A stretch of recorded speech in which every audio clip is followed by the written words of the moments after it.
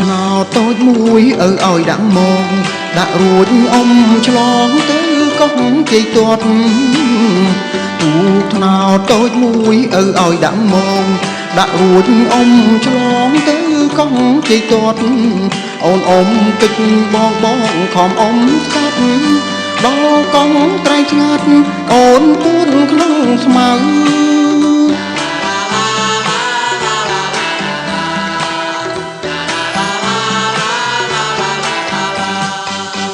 មលុបដើមជ្រកែងបងតែងកំណាប់បងឈ្មោះជាចាប់អូនឈ្មោះស្រីខ្មៅលុបដើមជ្រកែងបងតែងកំណាប់បងឈ្មោះជាចាប់អូនឈ្មោះស្រីខ្មៅចាប់បងអូនដេញទុំដើមក្របៅចាប់ណាស្រីហៅចាប់នៅរៀងអា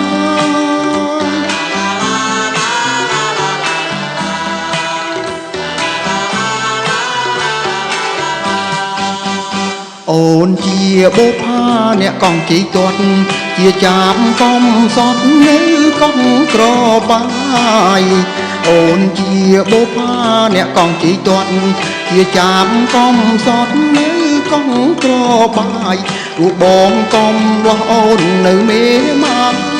ខ្មៅអើយកុំស្ដាយឆ្លងព្រែកពីអ្នក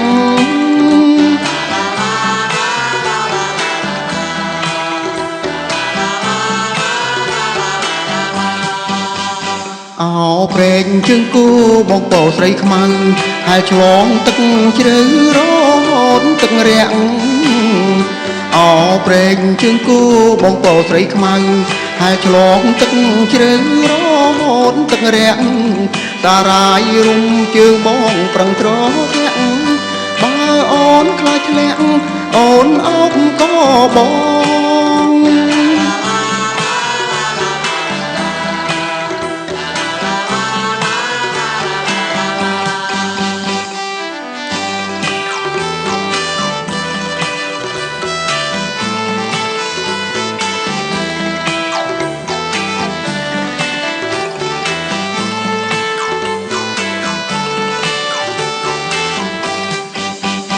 អូនជាបុផាអ្នកកងជ័យទាត់ជាចាប់កំសត់នៅកងក្របាយ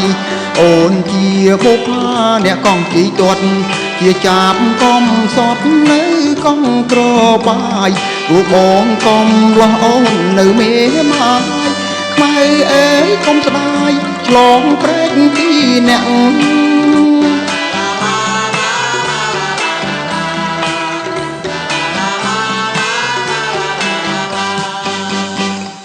ព្រែកជើងគូបងពោស្រីខ្មៅ